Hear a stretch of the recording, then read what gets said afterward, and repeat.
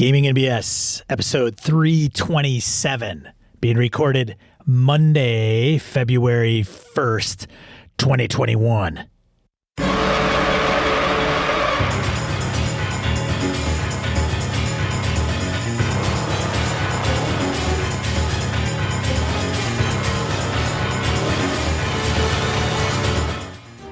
Welcome to Gaming and BS, the tabletop RPG podcast. I'm Sean. I'm Brett. Welcome to the show, folks. Welcome back. How you doing? Sean, how you been, man? Hey, Brett, can you do this? Not Hey, that can you do fast. this? Is that wiggle around? Not that quickly, no. It hurts. I'm a little sore. All I got to say, the horrible electric pain I had is gone pretty much. I'll get an occasional, surgery pain, but it doesn't have the same, I can't feel my hands type of thing, which I was getting regularly. Yeah, it must be literally I've heard stories that it's literally like shutting a switch off. Yeah, it was like night and day. I woke up and wow, I'm sore because I went in and stapled a dead man's bones to my spine, which is exactly what they did. So it's kind of, you feel it like, wow, they were in there drilling. You can feel that.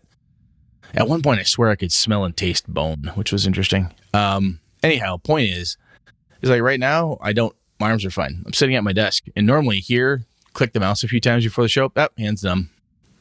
Not a problem. I can't lift anything. I can't do anything. That's annoying. For 12 weeks, can't lift more than 10 pounds. So I'm making AJ carry shit around for me, which is kind of nice to have a porter. I like that. A little porter. Hey, carry this, son. Daddy needs some juice. Fetch me some juice. I can't lift that. The pitcher's too big. I might be milking it too. I don't know. You think? A little bit? So, all right, before we go too far. So, all right, first off, I got to do this. So, I'll be serious for a second, then we're going to have something funny. But when I went through, so I go into surgery last Friday. I do that thing.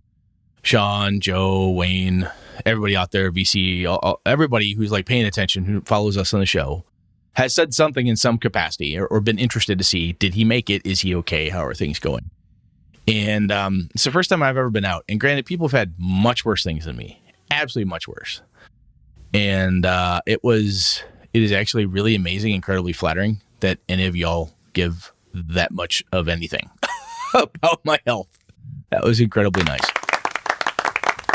And Sean, it reminded me probably of how you must have felt after your accident when people are like, hey, are you okay? Blah, blah, blah. After a while, yeah, I'm fine. Come on. I'm just this guy, whatever. But I didn't feel that before, because I hadn't had now I'm the guy with the accident. It's actually very flattering. So all the men and women who took the time, they were just even to give me a thumbs up, thank you, glad you're around type of thing. It's very flattering, humbling, and quite wonderful. It's really cool.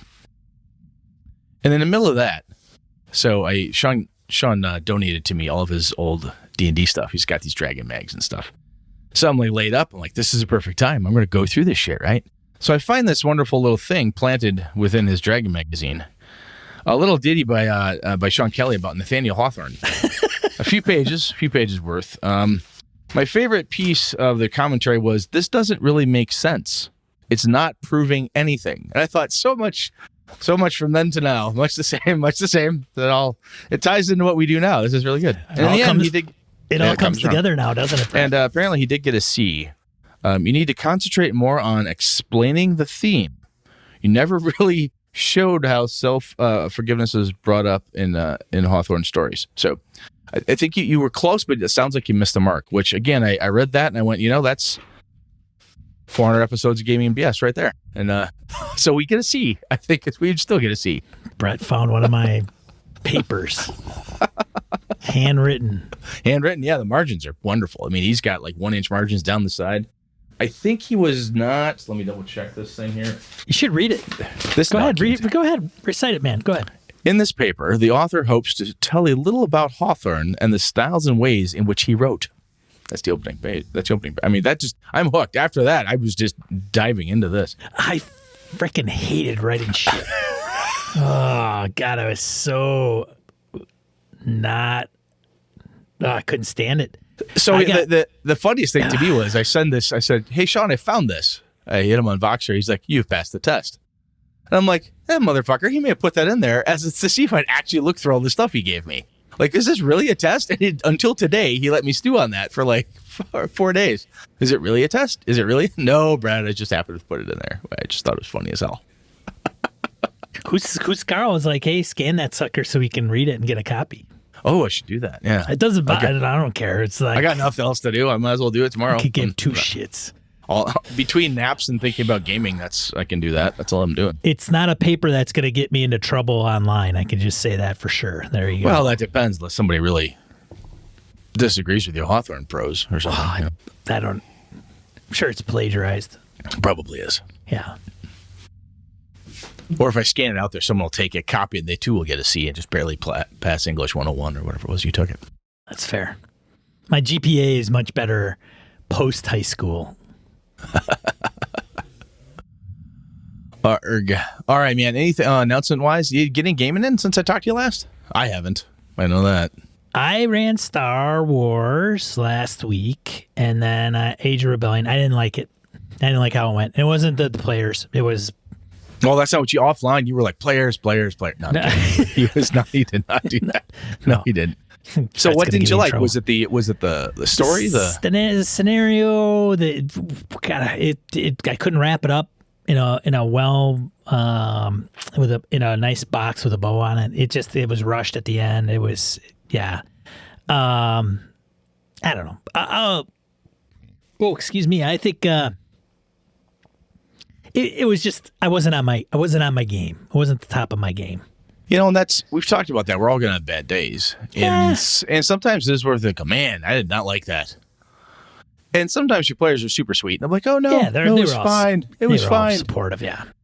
But there's still times when we're disappointed in ourselves. Nothing you can do about that. Yeah. Yeah.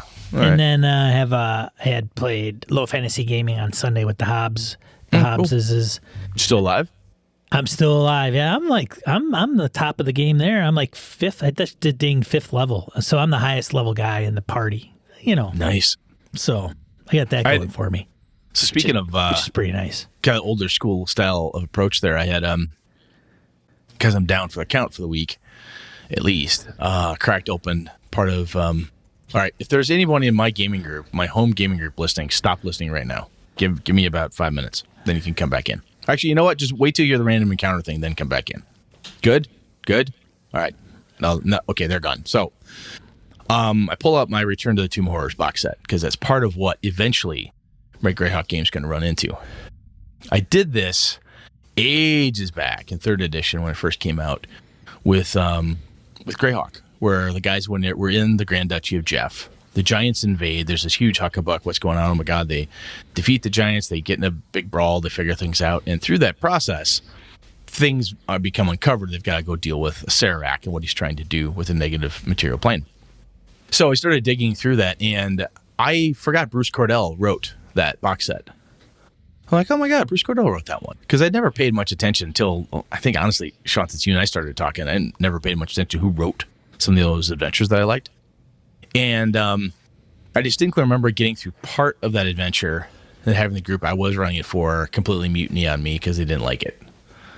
But I'm pretty sure with my group, the way it's going now, they'll have a blast with it when it finally gets there. But I got to see if they can make it to like a level 13 to 16. That's the spot to get in there. And even then, it's going to be a freaking bloodbath. But I think they can pull it off. So that story leads me to this one. You talked to Phil Vecchione about Forbidden Lands. What did you learn anything newer and cool on that, or what? I did, yeah. It was very insightful. We talked for probably 2 hours, at least an hour and some odd minutes specifically for Forbidden Lands. I actually have the video done, and I will be uploading that in the next day or so. You can still get it here on Twitch on this channel, but I chopped off a little bit at the end where Phil's just kind of hanging out. But yeah, it was good, insightful. Some things I kind of had in mind going into it, and some things that I'm like, okay, I'll have to file that away. And but yeah, it was good. I liked it. I appreciate it. It was always good talking to Phil. Oh, Phil's good people. Yeah. He is. He's fun. So let me ask you this, and then we can go on a random encounter. Do you think this happens to me, so I'm asking. This is why I'm asking you. Is I have found that if I get too distracted by reading the new thing, the current thing I'm trying to run can suffer. Do you think that had anything to do with Sean's Star Wars feelings from the last session? Do you think that impacted you at all? I don't think so, but it's possible. I read the scenario and then came back to it. It was a scenario that it wasn't jiving with me. It was just And I think the next one, I shouldn't say this because then, people are like, that sounds like the next one's going to suck. I don't want to run it. Or I don't want to play it. But I think I got to do some heavy lifting on some of these because I don't know if they're all written that well. And my second run with them will probably be much better, but I'm not going to do that. I'm just going to keep trucking along. So who knows? I don't know. And sometimes you can run a campaign or an adventure, whatever it is. You go, And the third time you run it, like, I don't know what I did there, but I changed house to home, and it just became this amazing fucking adventure. Stars were aligned, whatever. So, okay. I was just curious because I know that, like I said, my Symbaroum stuff hasn't showed up yet, and I know Free League they've got plenty of, like everybody else with the pandemic, is taking forever to get stuff places, right? Books and things. And I've got my PDFs, but I'm holding off digging too deep because I want to get through some of the stuff I'm doing right now, my games, before I dive too heavily into a whole nother rule system, get all hot and bothered. Symbaroum, because I love what I'm reading, and I know it will distract me because that's just who I am. I know that. So I was just curious. I gotta change initiative. Yeah? Yeah, initiative is usually, side based, right?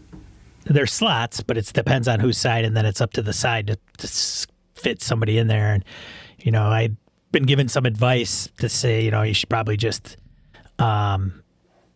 whoever rolls and it's in that order, that person goes. Because what happens is you get these slots, you got 4 PC slots and you got 1 NPC slot, right? Oh, so you kind of get the analysis paralysis of who goes first. Right. I'll tell you, even in my Greyhawk game, depending who is doing what on the player side or how it's shaken out, whatever happens, I'll say, okay, Alpha, roll for initiative because he's the group's official initiative guy. So he rolls his D6, I roll mine. And then my bad guys go in a certain order, and then I tell them who starts, and I bounce around. I don't always go across because we're gaming online. I don't always go left to right, right to left, or whatever, or alphabetical or anything. It depends on what it was they're doing. But I have found that sometimes by giving too much space, well, if I go first this time, then next time I'll go third, and then it can almost get too noodly. Or people want to discuss it like it's a real big deal, and sometimes you're like, just fucking go. Come on, do something. Well, it's going to be, we're going to go in order unless somebody interjects and says, no, I want to go now, and this is why. And as long as that person's good, great. Otherwise, here's the order. Everybody knows about it ahead of time. Let's roll. Yeah. Everyone's ready by the time their turn comes up. Yeah. Cool, man. So. Cool. All right. Think that's enough? We good? Yeah. Let's random encounter. Random encounter. Segment of the show where we field emails, voicemails, comments from social media. Let's see. We got one. So we got a double header for Kyle who voicemailed in. So it's, So it's going to go and then probably stop, and then I'll have to kick the next one off. So, and on deploying lore. So let's see if I can get this out to the masses. Hey guys, just had to call in again after your last show on deploying lore. I just had to call in to say that my name is DM Kyle, and I am a loreaholic. I dump so much lore on my players that when I back up from the table, there's a beeping sound.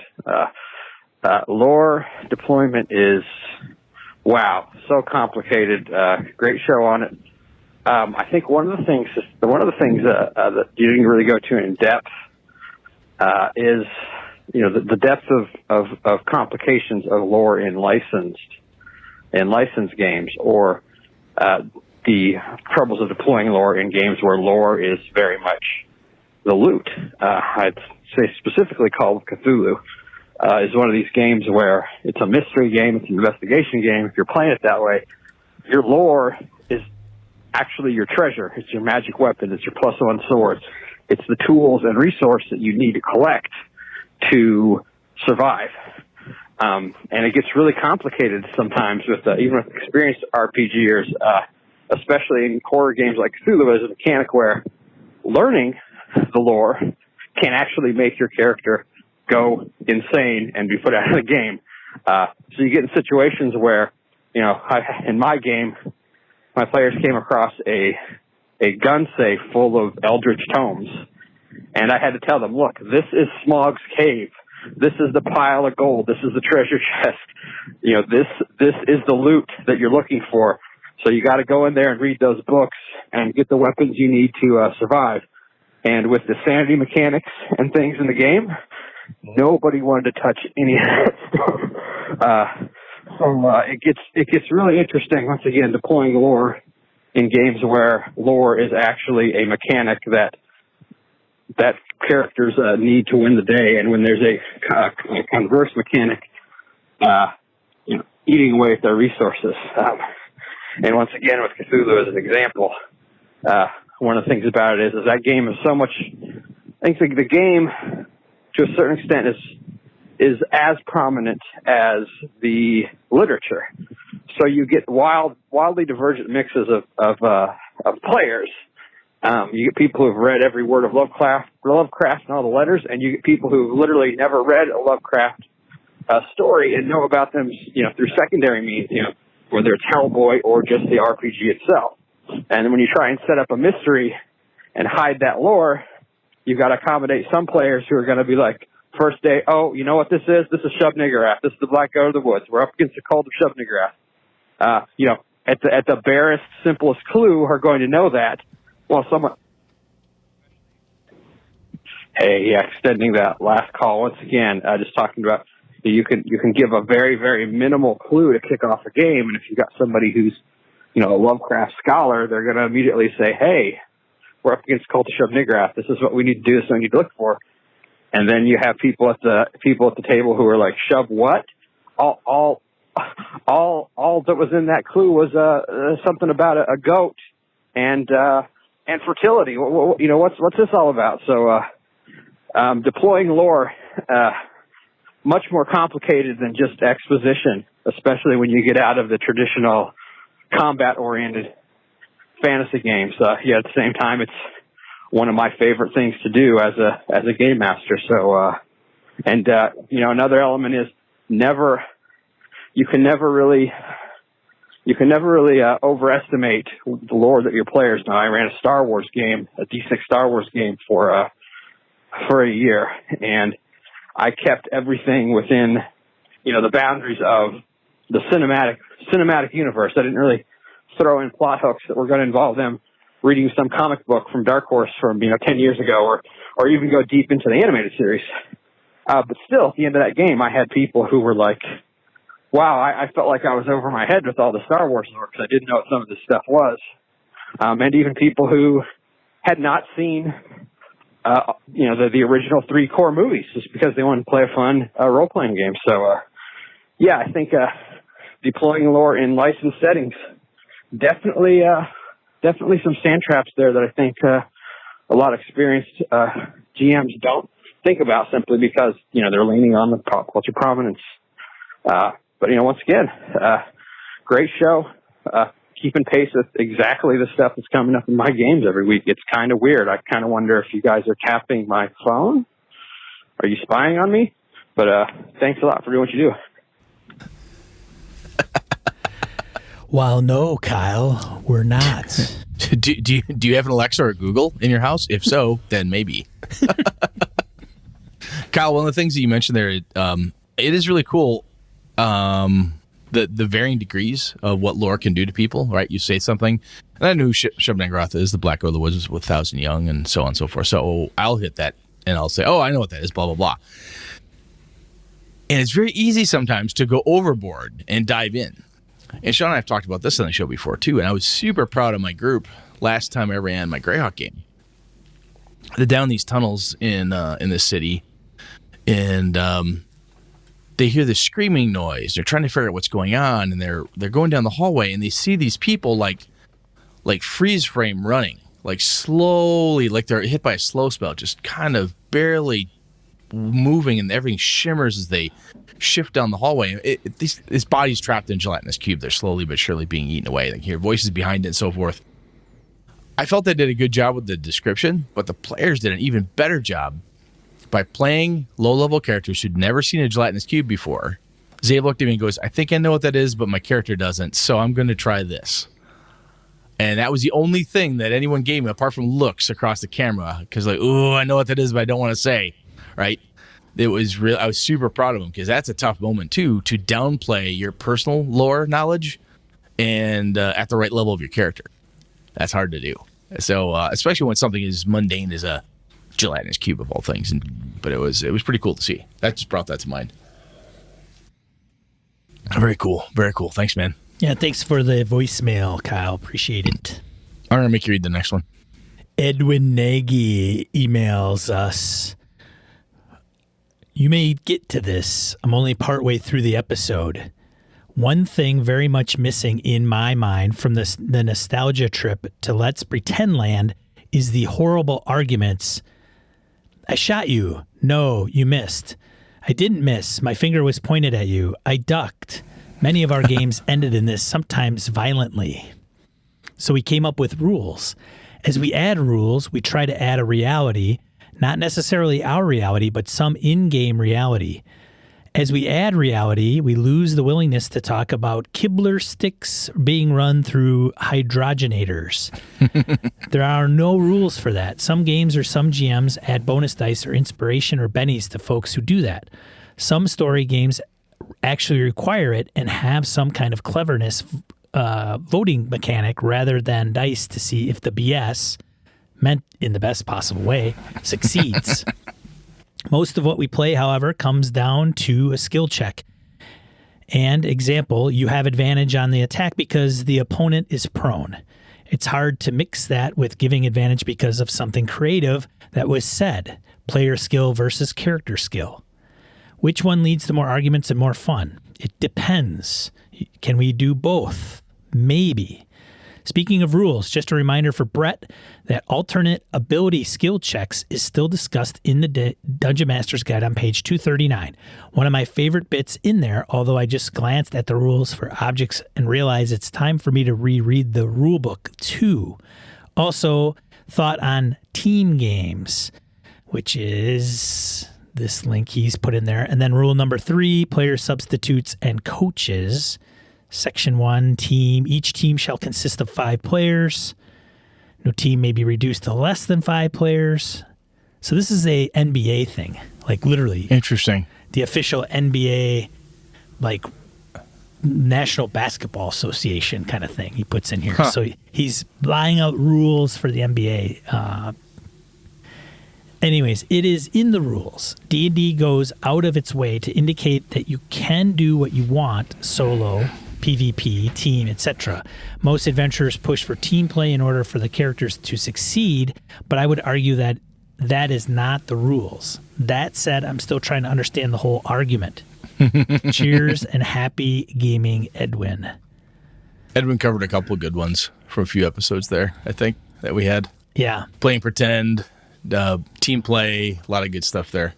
It is interesting. We're in a role-playing game is one of the few games that doesn't always have like a winner, loser, a start, the traditional game things to it. It's very narrative. It's a weird little monster. And if we had, I remember being a kid and my parents would say, "Oh, what were you playing? Were you playing some kind of game with your friends?" "Yeah, we played Army." It was just a game, a thing we did. "What were you doing?" "Oh, we played this, or whatever. And my parents just refer to that stuff as a game. Whatever game those kids are playing. It's kind of a generic, just thing you do for fun. So it's interesting because we've talked about this so many times with the, what's in, what's out for rules. I definitely remember the page 239. Thank you there very much. I'm going to have to go back and reread that while I'm kind of blessing here. But it's interesting that sometimes it's very difficult for an RPG rule-wise to say something is absolutely 100% not allowed. Right? In a football game, it's like you are not allowed to have more than X number of people on the field. Basketball team shall have 5 players. That's it. You can't have 10. You should up with 20. Too bad. It's 5 on 5. That's how this game is played. Well, that's true. And so, yes, that's true. But you could argue that you can have 5 people or 6 people on the court or 12 people on the football field. You just get a penalty. Well, yep. Then there's a penalty involved because Right. you're cheating, because you're breaking the rules. Right. But in RPGs, we could have disadvantage. We could have a Yeah, negative exactly. modifier, but that's not breaking the rules. It's from circumstances within the game. So Yes. Yeah. And I think Edwin does have a good point. Sean, I have chatted about that too, is the playing pretend and stuff. There were arguments when we were kids. I shot you, no, I didn't. You can't do that. Yes, I can. That type of thing happens. So, interesting stuff. Thanks, Yeah. Edwin. That's good. Very, very good. All right. So what do we got next? Email from Ed C on skills. Greetings all. I've noticed in many RPGs, skill checks are often either based off your ability scores or get a bonus based on your ability scores. Just to make the system simple, you could probably do something where you have non-weapon proficiencies. It's kind of like they did back in AD&D. And instead of requiring a skill check, you do an appropriate ability check, trying to roll under your stat, perhaps even add a type of system like Pathfinder 2e has. Depending on your level of proficiency, you are limited in possibility how well you can succeed at it. This way, a DM on the fly can make can make it a a quick change to ability score just to fit the situation. AE strength instead of dexterity. For an escape artist, a strength check to get through some sticky webs and so on. Just a thought. I've been rereading my first and second edition stuff, and in the Wilderness Guide and Dungeoneer Survival Guide, there's different how they're all tied, and like this skill it's a dexterity skill, but it has a -2 penalty on it whenever you roll it because it's so difficult or whatever it is. And I know there are other systems out there, and as Edwin pointed out before too, there's that alternate stats roll. I think some systems buried within them, older ones anyway, I can't think of anything offhand, where you can have a skill, your skill track and your stat track are not always the same or very closely, or like they were tied at the beginning and then they kind of disassociate over time. I don't know. It's been a while. I really haven't dug into too many systems lately to look at the different skill sets. I should do that again. Anyway. I don't have second edition anymore. I gave that up years ago. Yeah. Gave up I know you don't because I've got everything else. And now Brett has everything. So, yeah. All right. Over to you, sir.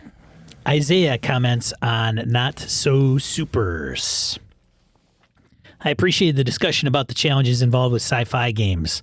I love hard science fiction, but I find that when I run a game for someone who is more knowledgeable about physics and technology, they might be confused about a story assumption I made that breaks real life rules. There was a time in another group that I dropped running harder sci-fi and stuck to space opera so I could fill the gaps with "they invented a blank that solves blank problem." This experience affected me recently running a game, Alternity, what else, where the party crashed on an asteroid that was under an induced spin to simulate gravity inside it, and I was really agonizing about what the experience would be like and how to model the physics of trying to move across that surface. Nobody invested in personal propulsion. These players really did not care, but my old group would have probably tried to teach me some physics instead, or just bypassing the robot guards and accessing the compound. My current players care very little about physics, engineering, or speculative technology, so aside from the occasional explaining some aspect of computer technology, so many gamers are computer science people, they don't seem bothered about what should be happening according to physics. It's freeing for the story, but I do sometimes wonder if I am getting it right. Yeah, I really think, and I think part of it is because I am not as much of a sci-fi nerd. And for some reason, sci-fi has science in the title, and that title, I shouldn't say for some reason, sci-fi having science in the title, for some reason, seems to force on me and the people I play with, most often, the need to inject scientific logic or reasoning in everything, even if sometimes, can we just fucking forget it? Yes, we all know that a car has a propulsion engine. Yes, it has gas pistons. It's a big air pump. It does blah, blah, blah. Do we all fully understand how it works? It's an internal combustion is Yes. what it's referred to, Brett. So, I've also had people tell me, well, basically, an automobile engine is just a big air pump. Okay, that's a different way to look at it. It's essentially true, but it's not exactly the same. So regardless, again, how does an elevator work? Well, there's a motor and it pulls stuff up and down. Uh-huh. It's that easy, huh? Just a motor?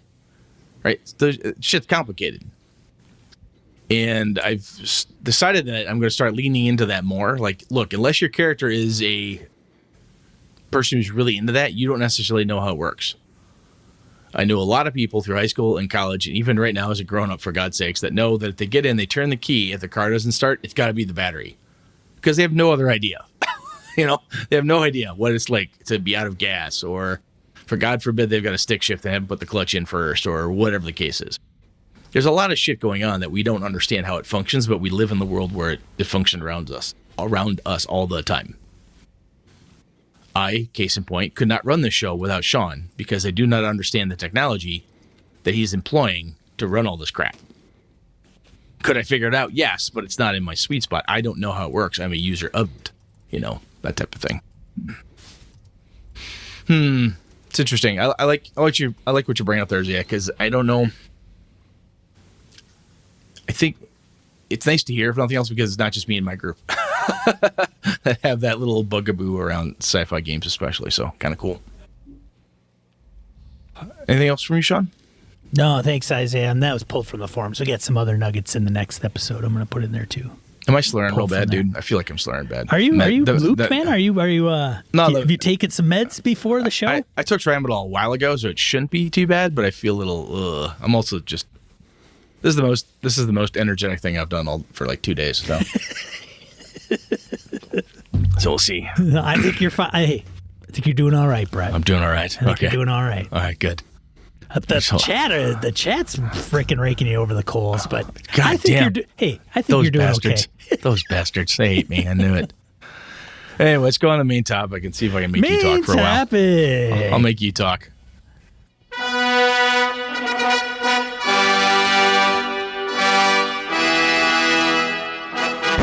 All right, Brettster. So I was talking to my buddy Lenny the other day, and then I was talking to AJ about this because he'd not heard the term. I was explaining it to him. Plot coupons. Those adventures you go through. A lot of this, because I said it's not like your games, Skyrim, and some of the stuff that you play. And he goes, what do you mean, Dad? So I said, well, you gotta go here, get this coupon, go talk to this guy who then gives you this clue to go get to that guy, to go to this guy. And AJ says to me, well, aren't all role-playing games like that, though? I mean, that's how you do Call of Cthulhu. It's all about getting data and so on. And I said, yeah, I think you're right, but there's something about how it's done that's irritating me. And, of course, he's 14 and he's wrong. He doesn't know how to question me properly. No, I'm kidding. I'm like, little fucker, he's got a point there. So I started talking to Lenny about it, and he's like, I think it does come down to how you deploy it, because a lot of, I'm thinking Out of the Abyss. My buddy Alpha's running it. It feels the way it's coming across to us, incredibly plot coupon heavy. What the hell is a plot coupon? Like what? So you're adventuring, right? Have you gone to talk to the guy in the inn? Without that guy in the inn giving you the plot coupon, allows you to unlock the rest of the plot. You go to the guy in the inn, and he says, go rescue my kid from the goblins. You've rescued his kid. He gives you the next coupon, which allows you to go to the next town and talk to that wizard, who then says, yes, go get me to this. I'll give you that. Oh, great. You've done that. Here's the next coupon for you to the next person. It's basically, did you get your ticket punched to get all the way through? Did you ride all the rides, Oh, so it's like going to a technical conference with a bunch of sponsors. Yes. Did you get all of your merit badges or not? Type of thing, yeah. Oh. And I think it's fine to have them, right? There's something about them that bugs the hell out of me. And I think it comes down to, it's, if done poorly, and we may not get into all of this because I may get tuckered out and pass out on you. But it feels like it could be very railroady. And that's how it's felt to me in the past when it's gone wrong. And by that, I mean, there seems to be no other way to get from where we are to whatever the next step is without the proper plot coupon in hand. I have played in games, Call of Cthulhu games, very poorly run, where you go and you meet the professor and you talk to him, and then you go away You go talk to the doctor, the lawyer, the pharmacist, and then they direct you back to the professor. And you're like, I just fucking talked to him. Oh, yes, but you hadn't talked to the pharmacist first. The adventure says if they talk to the pharmacist first, then the professor will tell them this. Until that time, no. But you had an opportunity to say the whatever, the baker and the candlestick The stick maker. maker. I should have done butcher baker, candlestick maker. I should Butcher have done baker, it. Oh, candlestick sorry. maker. Come That's on, it. man. It's the drugs, man. I'm All tired. right, fair. The drugs. You tracking what I'm saying, though? Where it I am feels tracking like what you're saying, and I find that probably Delta Green has a lot of this. it can, but I was also thinking some of it, having it in there and how it's deployed, I think is the problem, right? So I think about the Curse of Strahd. When I played through it, it felt like I could do, my friends and I running, playing it, Alpha was doing such a good job. We could go and do whatever we want to do. Find out what's up with the dragon. Find out what's up over here. Do we look into this windmill? Do we look into that? We followed and figured out our own pieces and parts. We got plot coupons to collect and gave us pieces and parts to put together to try to make a story of what it is we could do to try to finally kill Strahd and get the fuck out of Barovia. But we got at it at our own pace. And sometimes we'd come up and go, that's interesting plot coupon. If I'd have had this 2 levels ago, this would have been really helpful. Whee! Throw it over your shoulder.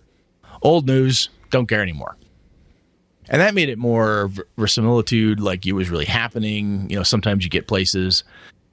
And those times when you go talk to the professor and you didn't talk to the pharmacist first, or the butcher, or the baker, or the candlestick maker, and you haven't talked to everyone in just the right order to have all the coupons lined up to get them all punched by the professor, it feels so railroady. Like you have no choice, right? It has to go through this very specific path of clue uncovering. And it doesn't allow for logical leaps or players moving faster than perhaps the story was written for or faster than you anticipated. So I think there's a lot of different ways to go around. You can quantum ogre some of this stuff and so on. But I guess you tracking what I'm saying, Sean? Or are you going to just tell me I'm high and I don't know what I'm talking about? Is that what you're going to do? No, I think I don't know, man. I'm picking up what you're putting down.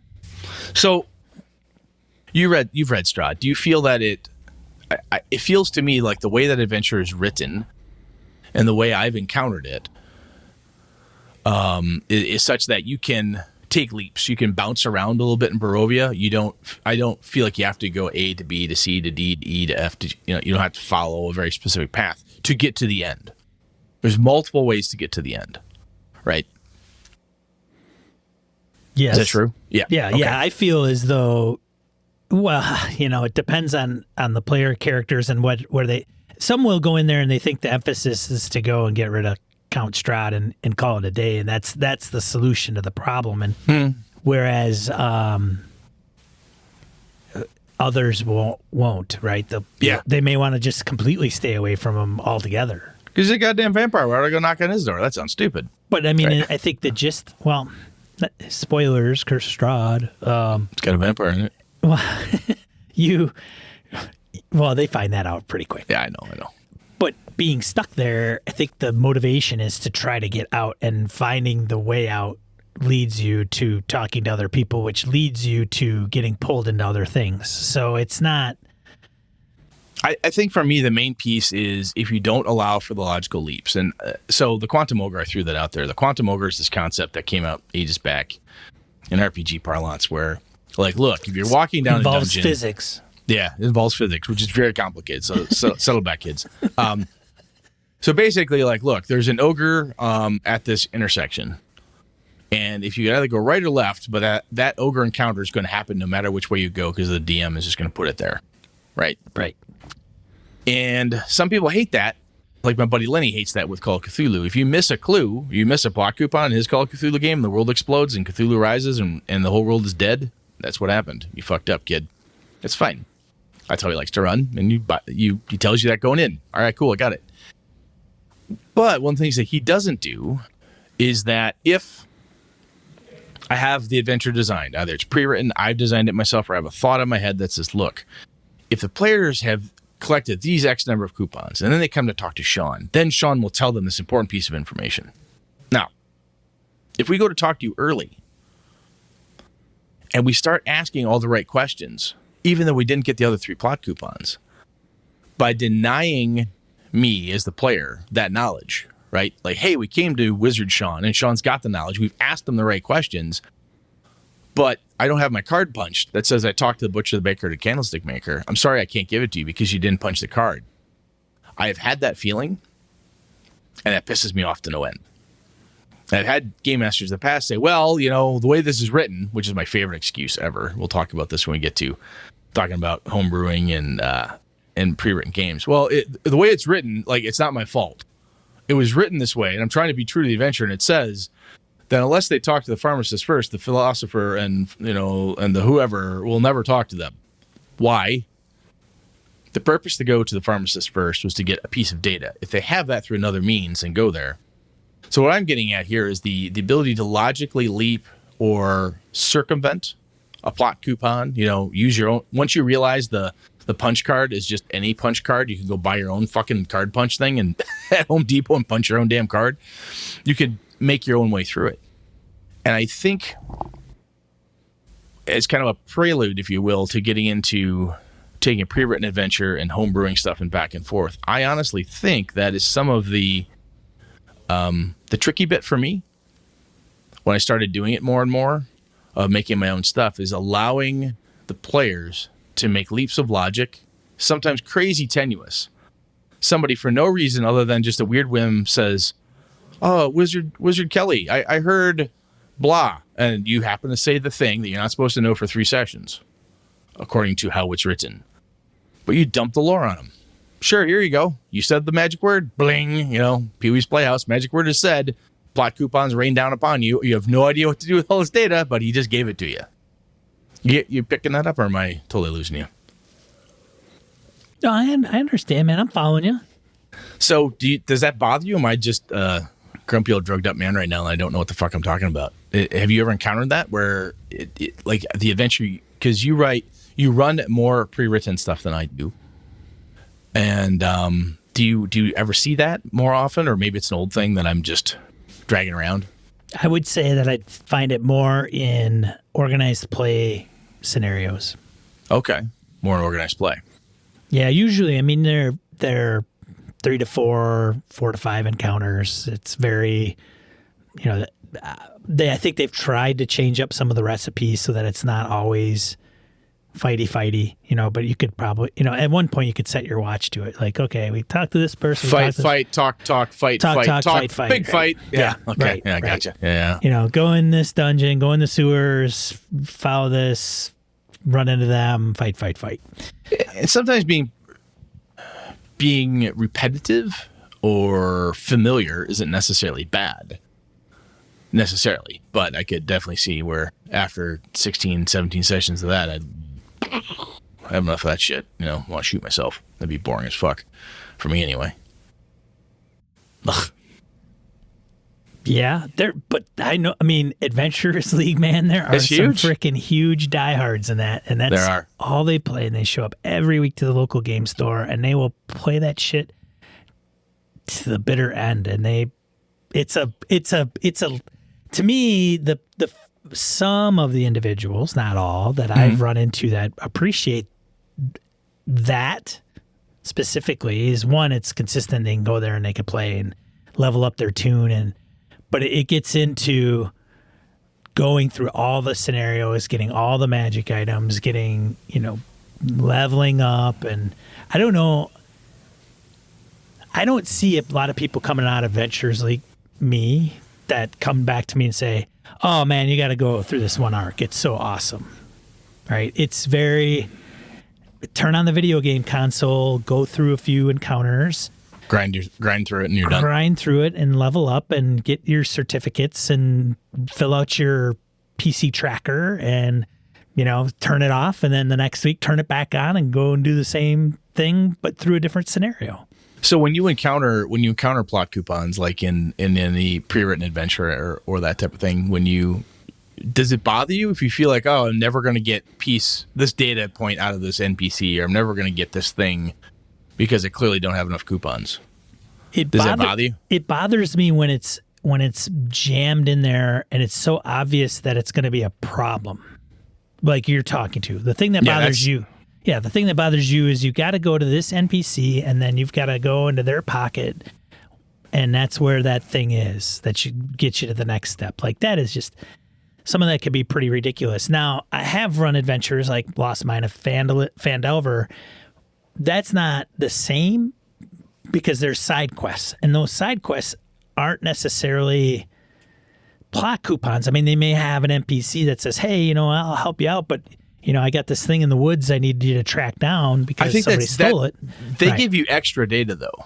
For doing a thing, for doing the side quest, you get a little bonus information. Well, they give you more information or they'll assist you. Like they'll go, hey, I will help you go to the next thing or what have you. Maybe it's a trust earning thing, but I think you could get through that one without that if you wanted to. If you wanted to power through it, you could forego all assistance, all side quests, and just fucking hammer down. Well, and part of that method is also to say, instead of landing in Barovia and walking up to Ravenloft and kicking Strahd's ass at first level, well, you get to do all these side things that'll get you up to 10th level, and then you can go and kick Strahd's ass or whatever.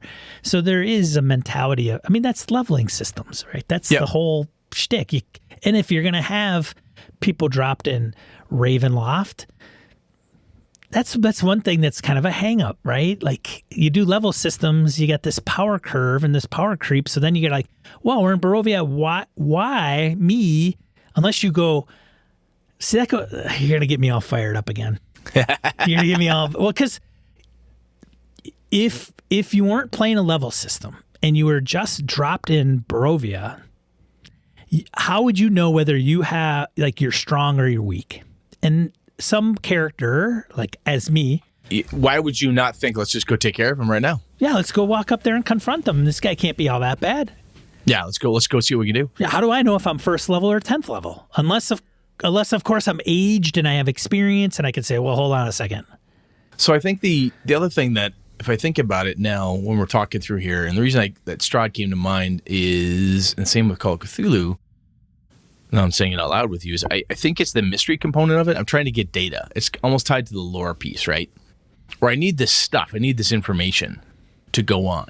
Yes, getting the information can level me up, right? I'll bump up another level by the time I kill the Great Purple Worm and, Slazarax, the invincible biter of death or whatever his fucking name is, will help me do whatever I need, blah, blah, blah. How sweet. But it's the mystery component of it, where if you...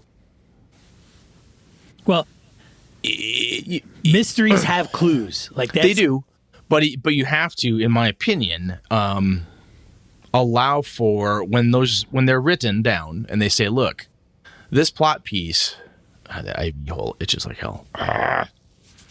Stuck an IV in my left hand. Thing's just itching like crazy today. Anyway, so let me think about this. So if you go in, and the only way you can get some data, like I said, is you have to talk to certain people in a certain order, and it's written that way. And I have seen that in the past. And I know some friends of mine write adventures of their own exactly like that because they want you to go travel and do this stuff. They think it's this fun little guided tour. And my perspective is, tell me who has the data, I'll figure out how to get it. Right? As the person reading the adventure, if they say, look, the only person in the town of Stormlight is Wizard Kelly. And Wizard Sean Kelly is the only person in all of Stormlight who has this data. Okay, cool. Other people who might possibly be able to help him or point you to him are this person, this person, this person, this person. Or everyone in town knows that Wizard Kelly is the only guy who is a sage who has these books. Okay, fine. There's plenty of plot ideas. I can sprinkle those little coupons anywhere. Anyone can pick that up and say, hey, you know what? I've learned of this thing. I should go talk to Wizard Kelly. And they'll walk up. I can have a conversation with you. I don't have to go through, I guess, not every piece of, every location of data is like this top secret. I have to open this box to open the next box. I can never see what's beyond it. Taking leaps of logic are not allowed, and so forth. And that's how, and maybe this is just how my buddy's running Out of the Abyss, but it feels that way very much in Out of the Abyss. We're like, so can we just do this? We got there. I mean, we kind of figured out what it is we had to do 5 levels ago. Why are we fucking around? We know what we need to do. We need to figure out this. Well, this will help you get that way. Oh, Jesus Christ. Fine. I'll go clean out the whole goddamn dungeon. It just feels very much like a railroad. Like I've got to go through and grab these pieces and parts. This predetermined story that has to be told by checking all the coupons at one time. And I might just be pissed off and high on tramadol and rambling now. I feel like a dick. Well, and part of what you're talking about also, I mean, I think of like big, huge mega campaigns like Masks of Nyarlathotep and, Oh, yeah. but it's not the same. It's giving everybody the clues or, I mean, that when they went into like, Jackson's hotel room, man, I just dumped the shit on the table and said, here, this is what you find. So it wasn't hiding anything, but they have to put the pieces together. And of course, it would lead them, after New York, they could go, actually, probably London. After London, they could pretty much go anywhere in the world. Last time I played that, I half convinced the team to go to Singapore instead of London. But then I was outvoted. We ended up in London. Because we had legit reasons to go to Singapore at the time. Right. And there are things that will build up over time as you go through. But a lot of it is, I mean, the thing is with that campaign, and the reason it's been noted as one of the greatest campaigns ever written for any RPG is that, well, it's beefy and I think it sprinkles everything everywhere. Yep. It's really, those coupons are where you need them. Right? Right. If you're walking through the town and you note the fact that, boy, you could really use X, someone's going to say, oh, Wizard Kelly knows that. Everybody knows that. It's a thing. It just, that knowledge is just going to come out. I guess the piece like I said, I think that really is bothering me about it was the more I was talking to AJ and I was looking at some of the different old adventures that I'd looked at over the years or that I'd run, and it was just so very railroad, and insofar as at least it felt like it was taking away agency. And it wasn't, I'm like, what part of the agency is it taking away? I could do whatever I wanted to. It didn't say I had to do blah, blah, blah, but it was like there was no room for leaps of logic. I couldn't have shortcut the fact that I could talk to the professor before the doctor. The fact that for whatever reason we went to talk to the professor before we talked to the doctor. Why can't I get the data from him right away? Why do I have to wait and quote unquote waste my time talking to the doctor who's just going to say, well, say the word and I'll get you a meeting with the professor and he'll tell you everything you need to know. I already made in good with the prof. He can talk to me right now. Why am I waiting? You know what I mean? Well, one could argue, I mean, some of this could be argued that it is part of the game, right? This is part of the game, right? That's kind of the deal. You got to talk to Brett, to talk to Sean, to talk to, Eileen, to talk to Brandon, right? That's part of the deal. And in between those... That's U.S. corporate politics.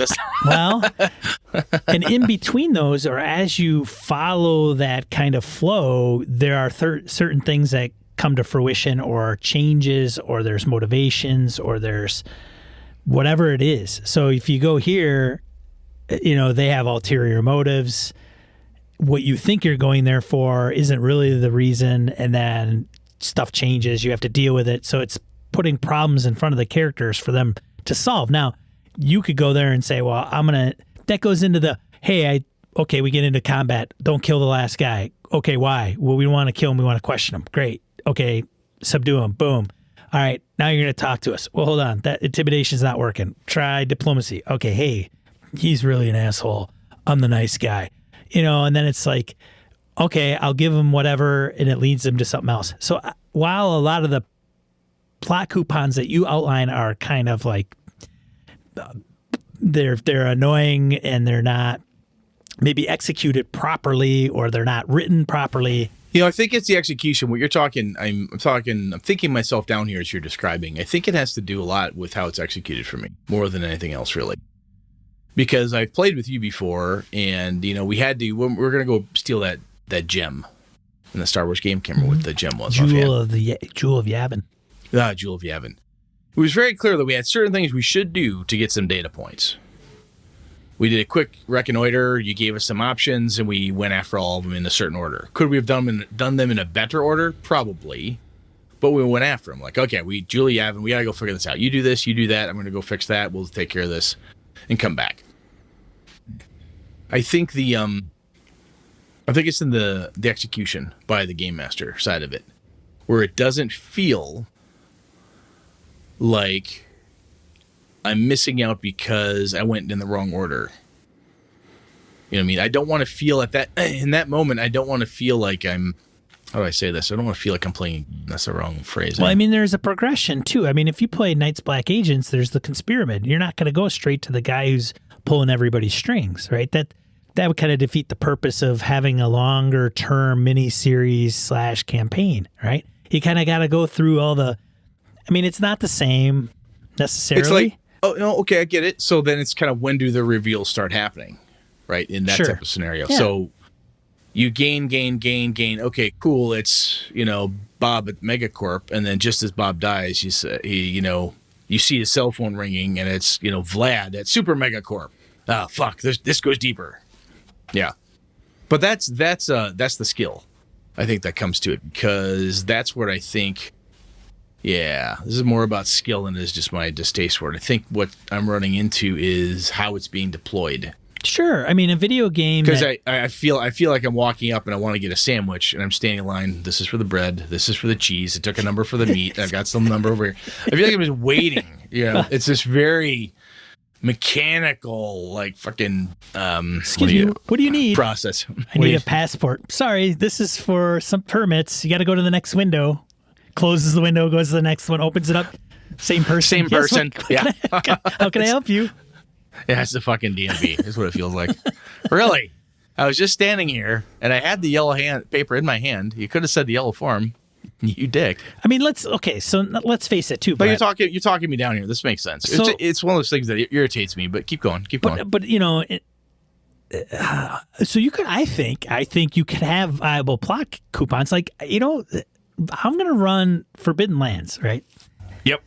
It's a hex crawl, but it's not going to be travel, and travel some more. There's going to be a lot of that, but there's going to be stuff that I have to throw at these guys, like, hey, you come across lore, you come across an artifact, you come across somebody traveling, or you come across a person, or you go to the village, and then there's people that you interact with.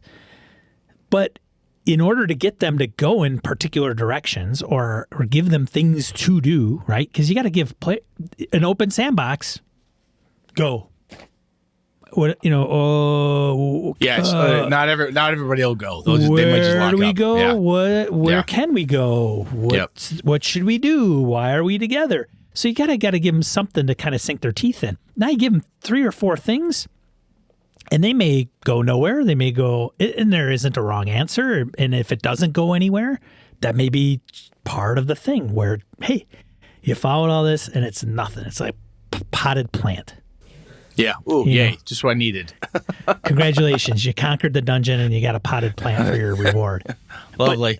But the thing is that those plot coupons, I'm going to have to throw some of those in front of the players so that they could sit there and sit around a campfire and go, all right, we've got this, we got that, we've got, Brett's sword's broken. We got to get that fixed. We can't do it here. The next town is so far forward. Oh, and we got this lore that it's over here, but it's not too far out of the way. Like, go. Like, here's your options. And so with the implementation, and let's face it, there are some game masters that probably do it in a similar fashion where you were mentioning early on in the topic where it's like, yeah, it's kind of accomplishing some of the same thing, but maybe the context is out of whack. Or it's a video game, and Brett's playing Neverwinter Night. The art and the science of how do you do this appropriately? Okay, and so all right. Because I think if you boil it all down, how do you determine whether it's a MacGuffin versus a red herring versus a plot coupon? How do you differentiate all those? And some of them are like, well, this one's the same as that, or it's kind of the same thing, but not really. And, let's start a podcast to talk about this shit for like 300 episodes and like dissect crap like this. I wonder if other people think about this. And then, so find out nobody does. And then they tar and feather you. Yeah. Yeah. I mean, but I think you have plot coupon, whatever you want to call it. There's got to be some things that clues. Mm-hmm. And I think you're right. It has to do with how frustrating can it get if it's just like well, are you going to go and talk to this person or not? And sometimes it is. Like, I've run shows like that where it's, okay, well, what do we do? And you give them a couple things, and then the players are like, I don't know what to do. And it's like, well, I kind of gave you things. What more do you want? I gave you a couple things. And what's the benefit, right? Because they're like, we should go this way for whatever reason. And you think, well, if you went that way, that's fine. But if you go this way, you might get reinforcements. You may get a clue that circumvents the hard path. And some of those things I think have to be nuanced enough so that it doesn't feel like the way it makes Brett feel, which is here's a freaking green exclamation point at the top of the guy's head. And yeah, go click on that guy. And you click on it, and he's like, hey, what do you want? You know, hey, I'm looking for Adrian. You seen Adrian? And you're like, yeah, I got to go through all the speech find bubbles. Adrian, and then Adrian, you know, so yeah. So it's. I think you're right. It comes down to, I touched on it before, just my internal frustration probably got the better of me, but I think it's execution more than there's anything else. We're running out of time to hammer through that, but I think once we talk about in a couple episodes, we're going to dig into the pre-gen world. I think it was Matt from last show talked about that. Right, the campaign setting versus the adventure versus both. Yeah. Yeah, and the whole idea of a pre-written versus a homebrew, and how do you add touches and pieces. And I think it's I think it's got to be the execution more than anything else, because I think you're right, Sean. The more you talked out with me here, I think the things that are annoying me when I have it done poorly is where it feels like you have to do X, Y, and Z in a very specific order, right? It's that railroad feeling, right? Or it's so blatantly obvious, I no longer feel like it's organic to the event and the game. And I know some people don't care about that. Some players and game masters don't care if it's very, if there's no verisimilitude where you're like, hey, look, it's D&D, man, or it's whatever the game is, and we got to go do this. You go find 5 plot coupons because it's organized play, and that's what you do. And you go to the end, the big fight, and then you move on. That's just what we do. Why are you overthinking this? Right? Where I prefer to have it feel like it's naturally coming out. Oh, you've gone so far, and now the wizard decides he's going to talk to you, and Obi-Wan Kenobi finally decides he's going to share this piece of data with you because it was a certain point of view. Another Star Wars reference. Yeah, I know. It turns out Obi-Wan Kenobi is just a liar. But Brett, I guarantee you've done it. I bet you anything. You've had to. I'm positive I've done it. I had to have done it. I mean, I'm not perfect all the time. Well, you've had to do it, but in a way that probably in your brain makes more sense than a heavy-handed go talk to the barmaid, go talk to the barkeep, and then you got to go talk to the sage, and then once you get all those 3 little nookie nooks, then you can go to the king. Yeah. Yeah. Like I said, I think it comes down to the execution piece, which it's got to be that. Because you're right, you have to have some of that, especially investigations and clues. If you don't have them in a mystery game, well, you don't have anything, right? That's essentially what a clue is. How do I get from the next point? How do I make my logical leaps and so forth? But it's how am I as a player allowed to execute them versus how the game master and or the adventurer is geared to let me execute or use them. Okay. Well, and I think it's also a matter of going back to what you're saying. If you can put 2 and 2 together and you could skip, the barkeep or whatever, great. Yeah, if I can pass the 2 intramural rounds, why not go right to the majors, right? Yeah, why? But if the DM or GM is playing hardball because of that, then that's a problem. Then that's getting back to kind of what you're probably not a fan of. Yeah, I think that's probably a very succinct way to take the last hour. That's probably that's a much better way to put it. How do you feel now after you've had this session? How do you feel? I feel like I need some more tramadol. No, I'm kidding. Because it kind of hurts. No, it feels better. Oh, good. I'm glad we can come to a good conclusion, a good ending to this. So, as corny as it is interesting sometimes when you think about a hobby or something that irritates the fuck out of you, a piece of something like, God damn this thing, I fucking hate it, grumble, grumble, grumble. You bring it up and your friend's like, dude, why are you mad about that? which is exactly what Sean did. I went through it. I'm like, I shouldn't be mad about that. It's really not a big deal. Let it go. It's just an execution. Oh, all right. It's good to do. You got to talk it out because otherwise it's one of those things that's going to sit around in your noggin. I'm going to be grumbling about this. You can't, hey, Brett, you can't keep it bottled up. You can't do that. It's not good for you. You know, that's what this is for, right? We can, Exactly. we'll meet on a weekly basis. I was thinking maybe a weekly. We'll start out, weekly. We'll see how it goes. Yeah, bi-weekly, see how it goes. See how it goes, hash things out. There we go. Yeah. I like it. Yeah. All right, so if anybody else has other ways to make me feel dumb, no, I'm kidding. Nothing dumb about it. Brad, I know. Nothing dumb about We're it. good. I'm teasing you. Nothing, no. Yeah. I appreciate it. Don't be I like appreciate that. it. Thank you. All right, let's get out of here. All right, let's get into Die roll. Die roll. 2 to 4 miscellaneous points, gaming and geekery. First one, Temple of Elemental Evil from Goodman Games. I didn't know they were doing this one. I did not know they were doing it either. I honestly, I I lost had track. to keep. You lost who? I lost track of all the ones that they were going to do. Oh. I had Keeping the Borderlands, and I started reading through it and went, meh, not interested. And Jared Rasher did a nice review of Isle of Dread, and I went, meh, I have Isle of Dread. I think I have like 3 copies of Isle of Dread at this point, thanks to Sean. I don't need... I have the Temple of Elemental Evil. I have the Return to Temple of Elemental Evil, which I think is a substantially better adventure. It's often said that Temple of Elemental Evil is unplayable or unrunnable. I've heard that. I've heard that about every adventure, which I take as oh yeah, let me show you a thing or two. I want to do it. But I don't know if I'd really... I don't know, man. It just doesn't have to have somebody really kind of wow me to make me grab that, because I have a copy of that. I don't know. Does that interest you at all? No? No, I mean, I'm kind of... 5e's not at the top of the charts for me to run. And, it's either that or nice first edition. So yeah, I mean, it's nice that they up the game insofar as they do the conversion for you. That's slick. Sure. But other than that, I don't see. I'm just not drawn to it. I got a cool off period. Yeah. Then you Weeks come gone back. by. Nope. Yeah. Yeah. Nope. Don't care. Don't need it. The other one I had, I can't remember if we mentioned this one last time, but MCDM, Matt Colville, put out a new magazine. James Introcaso, they just brought him on as Brent.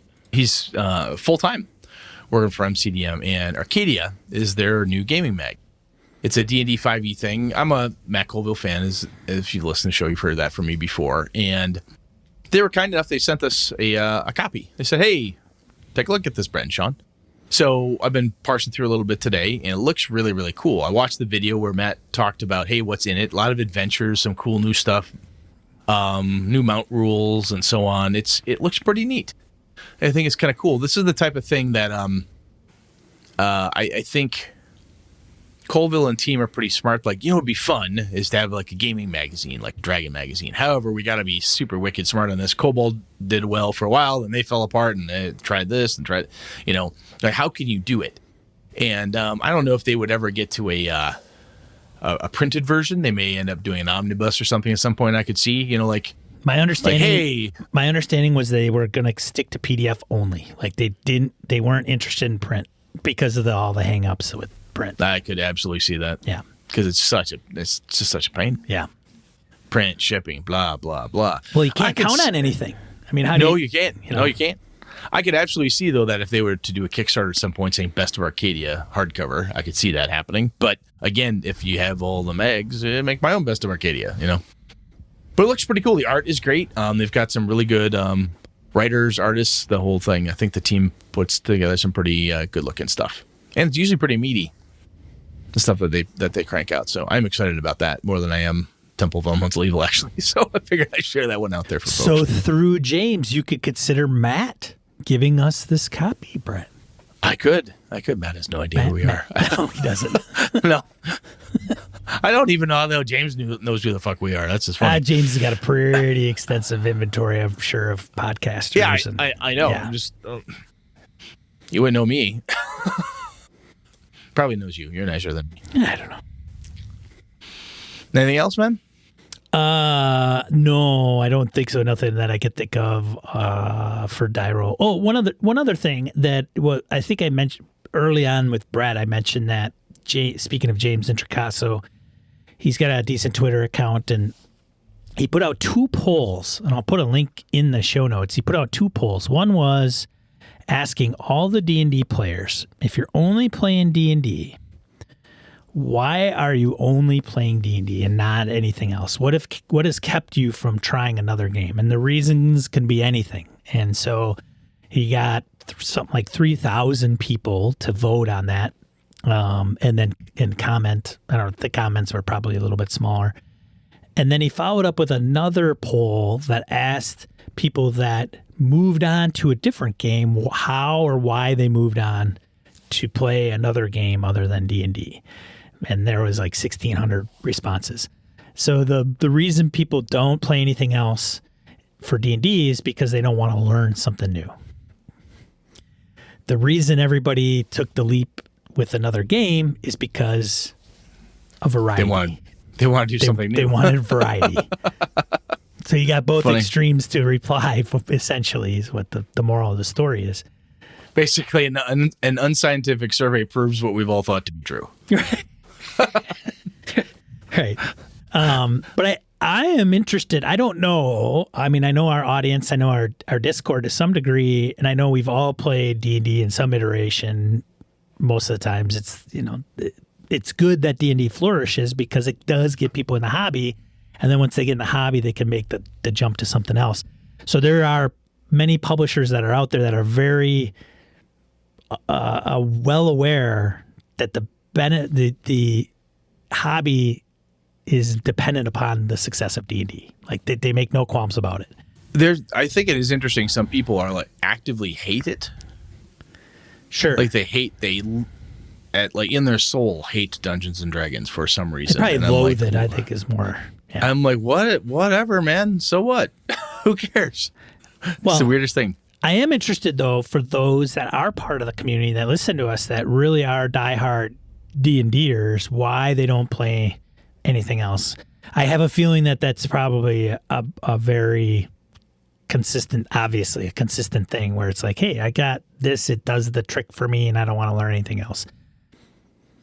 Sometimes it's time. It's not like I don't have time to learn anything else, right? I Sure. do this. I'm only able to play once a month anyway, so this works out fine. We have a good time. I don't know. I asked Christian Serrano, our buddy, Savage Worlds, we were talking about something where I have a lot of Savage Worlds stuff, and it's besides You don't the play game. Honestly, if you took everything that I have, quantity, and weighed that against how much I've played, Savage Worlds is probably at the top of that list. So it's probably the game I own the most and play the least. Isn't that weird? And he's like, what are you looking for? Why? Did he give it a WTF with that one, buddy? Well, he's kind of like, why? What are you looking for? And I said, well, I think it's just because it's a generic role-playing system. I like it for playing one-shots. I run it at cons. But I don't know if I'd run it for a long-term campaign. I'm not sure why. Oh, that's interesting. Well, That's an interesting statement. and I mean, I could still run Savage Worlds one-shots, but I said, Oh, yeah. one of the things that I have mentioned on the show is that I like games that will help facilitate a type of feel that the game is trying to convey. So not all of them do that by any means, but I told him, I said, hey, if I'm going to run, a mystery or something, then I would, hey, Gumshoe, like it's in the title of the system. Yeah, or whatever. Call of Cthulhu or something. Yeah. And he's like, no, I get it. So I asked him, like, well, why do you only play Savage Worlds, man? Why is that the only? And I know he's played 5e, Oh, he's played a bunch of stuff. Yeah. but one of the things he mentioned was, system mastery. He doesn't want to learn anything else. He wants to be really good and focus in on Savage Worlds, and that's kind of his deal. Now, in defense of him, he's also doing writing, and he's close with Pinnacle, and But we've talked about system mastery in the past, ages ago, and if you nail it down, you've really got it, you can make that sucker dance, oh yeah, right? sure. Is it easy for me to play such and such type of game with the D&D rule set? Depending what the D&D rule set is, may be very easy for me because I'm really, really good at it, right? Or it might be really, really bad at it because, I've only ever used that game. I've only used, D&D to play D&D published modules. I really don't think I could do a homebrew with it because I just don't feel comfortable. or what have you. So I could totally see that. Yeah. Yeah. That's just kind of interesting. Just kind of wondering if this kind of same is the same, because I think one of the things too is when I need to talk with some community members with getting folks to play with other folks so that they don't feel as though they're trapped in a group that they may not be gelling with anymore. And that's based on just their gaming preferences, right? It's not the system they want to play. It's not the environment they want to play. It's not the people that they want to play with anymore, but they feel compelled that that's their only option. So try to get folks maybe out of their comfort zone a little bit. Anyways, what got you to try a different game? That's the more interesting question, because that would probably be more apropos, right? We kind of know why D&Ders may not want to make the leap to something else, but what got you to try a different game? Is it the cover art? Like, it could be anything. Like, I don't know. Somebody else told me it was nice. I don't know. Yeah, I mean, I know the thing that got me to try Middle-earth role-playing was that said Middle-earth on a goddamn box. That was it. I'm a Tolkien guy. I'm like, oh, I got to try this.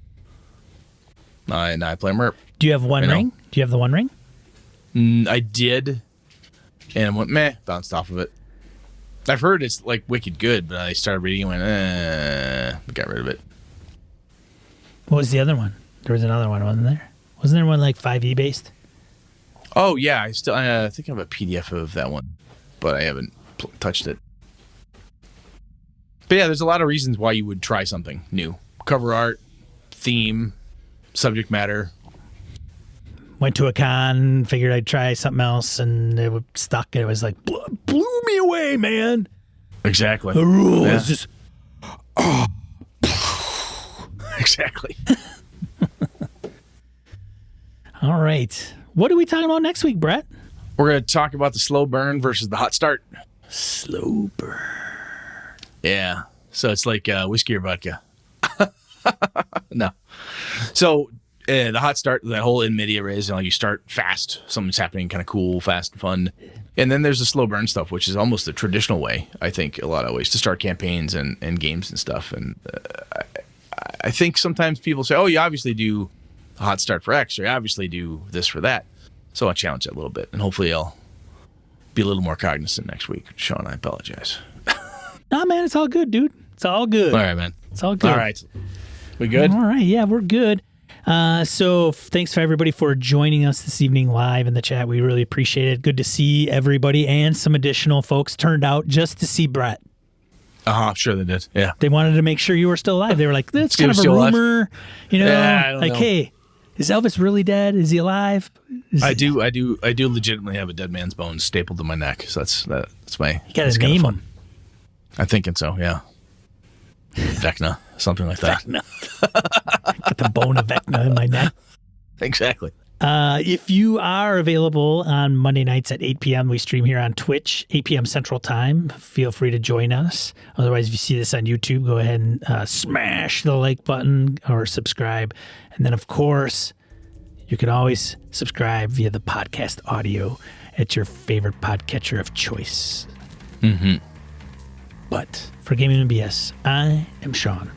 And I'm Brett. Good night and good game and all. This episode of Gaming and BS produced with help from the following BSers: Jared Rasher, Ray Otis, Old School DM, Jason Hobbs, Andy Hall, Roger Braslett, Chris Steele, Larry Hout, Eric Frankhouse, Tony Sugarloaf Baker, Mark Nasaka, Pure Mongrel, CW Mellencamp, Dan LaValle, Craig Huber, Ron Bishop, Old Schoozer Role Playing, Jim Fitzpatrick, Mark Richmond, Sky, Craig, Howard Bishop, Jeff Seifert, Angus, Eric Salzwedel, George Sedgwick, Robert Nemeth, Brian Kurtz, Laramie Wall, Perry Besor, Eric Avia, Andy Olson, John Kayward, Corey Gonzalez, Niall Diamond, Jeff Goad, Brian Rumble, David F. Baylog, Harrigan, Melissa Bashinsky, Henry Newcomb, Colcago,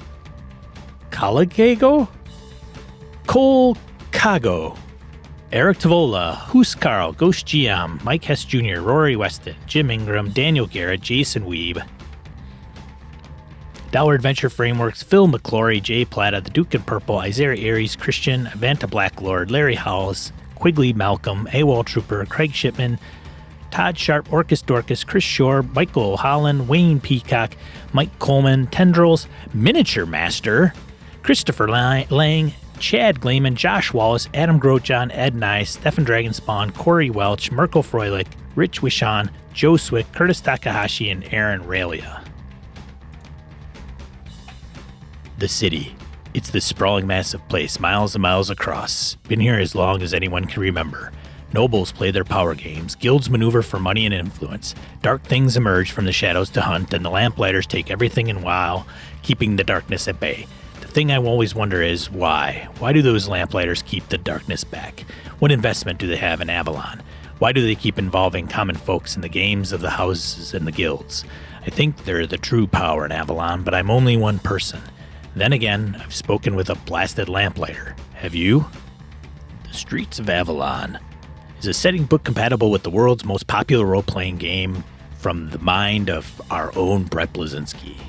Check out links in the show notes where you can get your copy today. Thanks, BSers! This has been a Litterbox Studio production.